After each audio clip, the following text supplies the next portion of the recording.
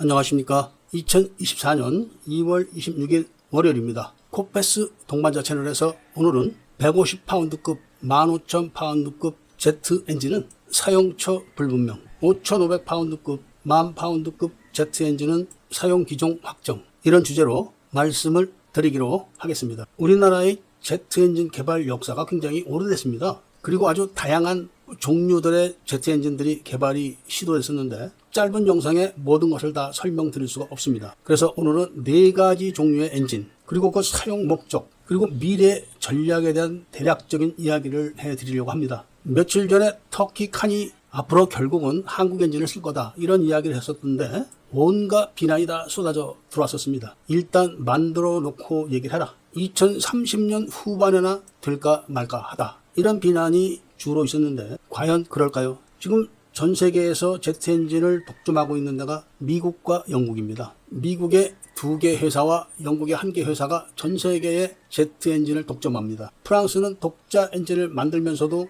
이들의 견제를 상당히 많이 받죠. 과거 구소련도 제트 엔진을 못 만들었습니다. 영국에서 제트 엔진 하나를 준 거를 복제해서 그때부터 만들기 시작한 겁니다. 본 채널에서 얼마 전에 말씀드렸듯이 한국도 우크라이나에서 제트 엔진 하나를 들여왔습니다. 5,500파운드급입니다. 그걸로 지금 지지고 볶고 다 하고 있습니다. 그런데 우리나라가 비록 일회용이지만 시간을 5시간 이상 비행할 수 있게 만든 제트 엔진이 하나 있었는데 그것이 MJT-150이라는 터보 제트 엔진으로서 추력은 150파운드밖에 안 됩니다. 이게 개발이 끝난 게 2010년입니다. 이 엔진은 당연히 무인기에 사용하려고 개발했는데 정부가 무인기 개발을 안 했죠. 그래서 그동안 잠자고 있었는데 이번 정부에서 북한 무인기가 활개를 치는 거를 국민들이 다 알게 되니까 빨리 하나 만들어라, 이렇게 해가지고 소형 스텔스 무인기를 만들고 이 엔진을 장착한 걸로 보입니다. 이 엔진의 비행시간은 5시간 이상이지만 일회성 엔진인 걸로 알려져 있습니다. 그러니까 터보팬 엔진이 일회성이라는 것은 굉장히 비싼 겁니다. 그렇지만 이 소형 제트 엔진의 성능은 미국 거보다 더 좋습니다. 그리고 지금 한국은 마음만 먹으면 이 소형 터보제트 엔진의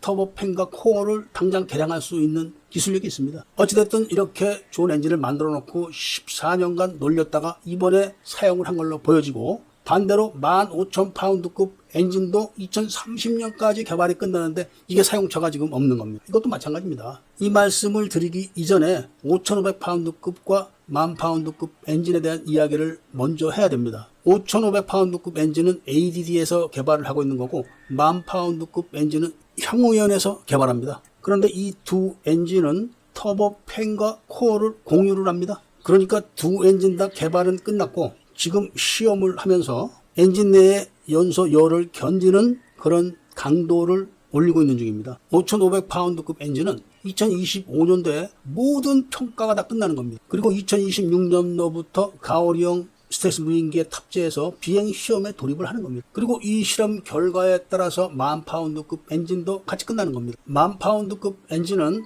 대한항공에서 만든 중고도 무인기의 엔진을 교체해서 고고도 비행이 가능하도록 한다는 겁니다. 이렇게 해서 5,500파운드급 엔진과 10,000파운드급 엔진을 장착한 국산 무인기들의 지속된 성능 시험과 임무 수행으로 신뢰성을 계속 높여가는 겁니다. 그러니까 유인기 근처에도 가지 않는 겁니다. 그래야지 미국과 영국에서 시비를 걸지 않기 때문에 그런 걸로 알려지고 있습니다. 15,000파운드급 엔진은 2030년에 개발이 끝나서 이거를 KF-21에 탑재한다는 이야기가 돌고 있지만 그렇지 않습니다. 아직까지 KF-21에 어떤 엔진을 얻는다, 이런 결정이 난 게 없습니다. 이 엔진도 하나에서는 18,000파운드급으로 따로 또 만들고 있습니다. 이런 엔진들이 바로 바이패스를 늘려가지고 수송기 엔진을 만들 수 있다는 겁니다. 본 채널에서 언젠가 이 말씀을 한번 드린 적이 있었습니다. 이 엔진이 거의 다 돼가기 때문에 한국은 수송기를, 브라질 수송기를 들여다가 기술 도입을 한다, 이런 말씀을 제가 드렸었죠.